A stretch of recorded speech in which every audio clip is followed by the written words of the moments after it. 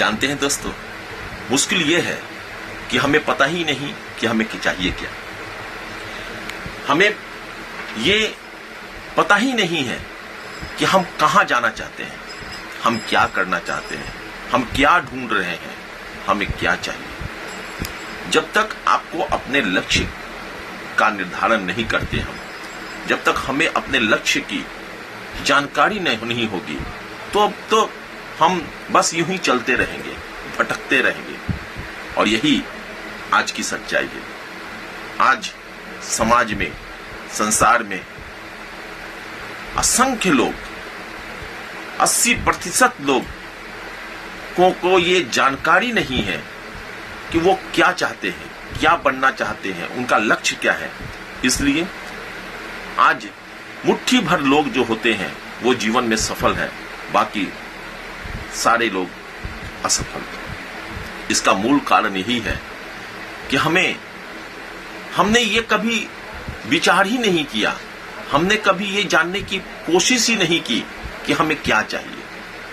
जब तक आप इस बात का निर्धारण नहीं कर लेते, जब तक आप इस बात के लिए आप अपने को तैयार कर नहीं लेते कि आपको चाहिए क्या, आपको क्या बनना है, आपको क्या करना है, आपके जीवन का मूल उद्देश्य क्या है, जब तक आप इसके प्रति ईमानदार नहीं होंगे, स्वयं के प्रति ईमानदार नहीं होंगे, तब तक आप किसी भी लक्ष्य को कैसे पा सकते हैं। और यही सबसे बड़ी विडंबना है कि आज युवा पीढ़ी हो या किसी भी क्षेत्र के कोई भी व्यक्तित्व हो, उनको इस बात का भान ही नहीं है, उनको इस बात का ख्याल ही नहीं है, उनको इस बात की चिंता ही नहीं है, उनको इस बात के से कोई फर्क ही नहीं पड़ता कि वो क्या कर रहे हैं, वो क्यों जी रहे हैं। उनको अपने जीवन के प्रति ही इतनी उदासीनता है कि उनके जीवन का कोई महत्व ही नहीं रह गया है।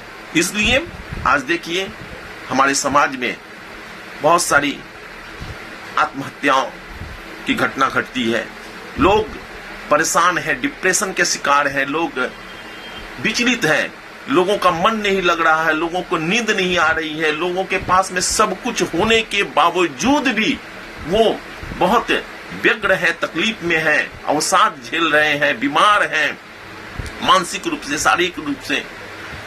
तो इसका मूल कारण ये है कि वो जागृत नहीं है अपने जीवन के प्रति, अपने जीवन के प्रति उनमें कोई लगाव नहीं है, कोई प्रेम नहीं है, बस जी रहे हैं। और ये बहुत खतरनाक स्थिति है, ये बहुत ही पीड़ादायक है कि जब आपको पता ही नहीं कि आपकी मंजिल क्या है, आप क्या करना चाहते हैं, क्या बनना चाहते हैं, आपके जीवन का उद्देश्य क्या है। और जब तक हम इस उधेड़ बुन से निकलने का प्रयास करते हैं, जब तक हमें ये जानकारी आती है, जब तक हमें ये ज्ञान आता है, तब तक जीवन का एक बहुत बड़ा हिस्सा, समझिए जीवन प्राय बीत चुका होता है। हम प्रौढ़ अवस्था में आ चुके होते हैं, तब हम सोचते हैं, तब हमको ख्याल आता है कि आखिर हमने जीवन में किया ही क्या, हम क्यों भाग रहे थे, क्यों दौड़ रहे थे, नौकरी के पीछे, किसी लड़की के पीछे, किसी लड़के के पीछे, किसी संबंध के पीछे, किसी दोस्ती के पीछे, किसी पद के पीछे, किसी पदवी के पीछे, किसी नाम के पीछे, किसी पैसा के पीछे हम क्यों भाग रहे थे, हमें चाहिए क्या था और हमने क्या हासिल किया। पैसे कमाने के लिए हम दिन रात एक कर रहे हैं, लेकिन सुखी नहीं है, खुश नहीं है, जीवन में हम बेचैन हैं, रात दिन दौड़ रहे हैं, रात दिन भाग रहे हैं, किसी के प्रेम में पड़े हुए हैं और वो हमको लगातार बार बार दुत्कार रहा है, बार बार हमारा अपमान कर रहा है, फिर भी हम उसी में लगे हुए हैं। अपने सारी खुशियों को, अपने सारे अरमानों को आग लगा करके हम उसी के दीवाने बने हुए हैं। हम एक ऐसी दोस्ती में पड़े हुए हैं जिसका सामने वाले को उसका कोई फर्क नहीं पड़ता, हम हैं या ना हो उससे उसको कोई फर्क नहीं पड़ता। लेकिन फिर भी हम अपनी दोस्ती निभाए जा रहे हैं, हम अपने को उसमें खपाए जा रहे हैं। हम एक ऐसे संबंध को ढो रहे हैं जिसको ढोने की हमें कोई इच्छा नहीं है, जिसको ढोने का हमारे अंदर कोई ललक नहीं है, कोई उसके प्रति हमारा स्नेह नहीं है, लेकिन फिर भी हम उस संबंध को ढोए जा रहे हैं। तो हम लोग अधिक से अधिक वो काम कर रहे हैं जिसमें हमारा या तो मन नहीं लग रहा है, या जिसके लिए हम बने ही नहीं है और जिसको हमको करना ही नहीं चाहिए, लेकिन फिर भी हम किए जा रहे हैं। आखिर हम क्या पाना चाहते हैं? आखिर हम क्या करना चाहते हैं? अपने जीवन को हम लोगों ने क्यों जानबूझकर नरक बना के रखा है? ये जीवन कितना सुंदर, कितना खूबसूरत, कितना इसका हम वर्णन नहीं कर सकते हैं कि ईश्वर ने हम लोगों को कितना खूबसूरत जीवन दिया है, और उस जीवन के साथ हम लोग ऐसा खिलवाड़ कर रहे हैं। दोस्तों, आओ हम सब एक स्थिर होकर ध्यान से ईश्वर को अपने को समर्पित करते हुए, ईश्वर के प्रति पूर्ण आस्था रखते हुए कि वो ईश्वर वह बहुत ही कृपालु है, बहुत दयालु है, वो हम सबको वो प्रेरणा दे, वो ज्ञान दे, वो सतमार्ग दिखलाए, और हम अपने जीवन को एक अच्छा जीवन, एक आदर्श जीवन जीकर दिखाएं। और इसके लिए सबसे पहला जरूरी है एक संकल्प कि हमें क्या बनना है, हमें क्या करना है, हमारे जीवन का उद्देश्य क्या है। जब तक हम अपने जीवन के उद्देश्य को निर्धारित नहीं करते, हमें अपने जीवन में क्या चाहिए, जीवन से हमें क्या चाहिए, ये जब तक हम निर्धारित नहीं करते, हम अपने जीवन के साथ में बहुत ही अन्याय कर रहे हैं, हम अपने जीवन के साथ में बहुत ही दुराचार कर रहे हैं, और ये महापाप है, क्योंकि ये जीवन बार बार नहीं मिलता। ये असंख्य जन्मों के बाद में एक मनुष्य का जीवन हम सबको मिला है। इसको सुंदर बनाना, इसको सहेज के रखना, इसके साथ में न्याय करना, खुशियों से भरा एक जीवन जीने का हम सबको अधिकार है, और हम सबको इसके लिए सोचना चाहिए, आगे बढ़ना चाहिए। धन्यवाद। मुस्कुराता चेहरा किसे पसंद है? कौन नहीं चाहता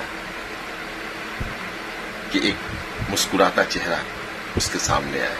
कौन नहीं चाहता कि वो हमेशा मुस्कुराता रहे?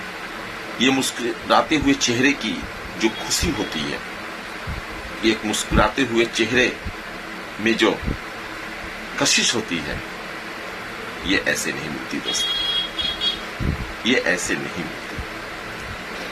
इसके लिए बहुत जतन करना पड़ता है, इसके लिए बहुत यत्न करना पड़ता है, इसके लिए एक अच्छे जीवन का स्वामी होना पड़ता है।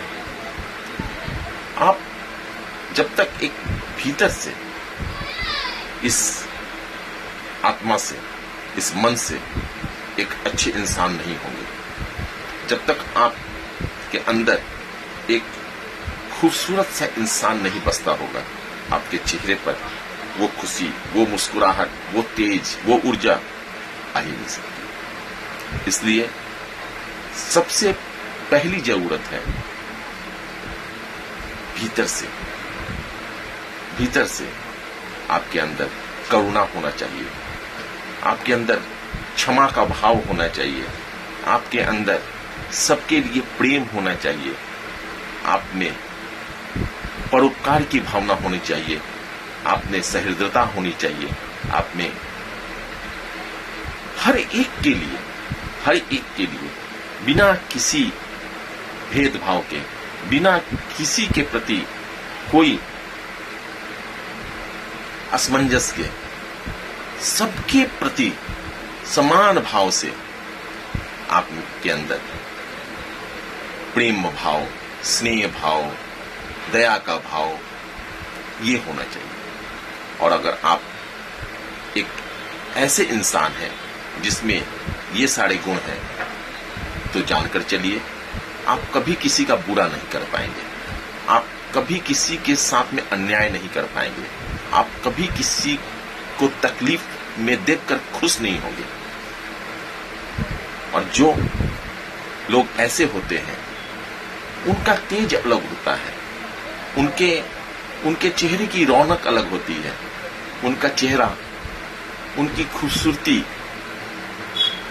अलग ही तरह की होती है। आपको उनसे मिलने का दिल करेगा, उनसे बातें करने का दिल करेगा, उनसे संबंध बनाने का, उनसे दोस्ती करने की आपकी इच्छा होगी, क्योंकि आपको लगेगा कि ये वो इंसान है जो मेरा दोस्त होना चाहिए, ये वो इंसान है जिससे अगर हम अपना संबंध बनाते हैं तो हमें बहुत अच्छा लगेगा या हमारे बहुत काम आएगा। तो जो गुण, जो